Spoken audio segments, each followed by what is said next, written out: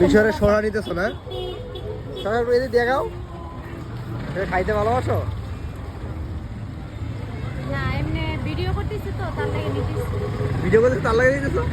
Video করে cameraman নাকি মাছ মাছ ছুটেছো নাকি? ভিডিও শেষে আবার দিয়ে যাই। আচ্ছা কয় টাকা কেজি? 50 টাকা।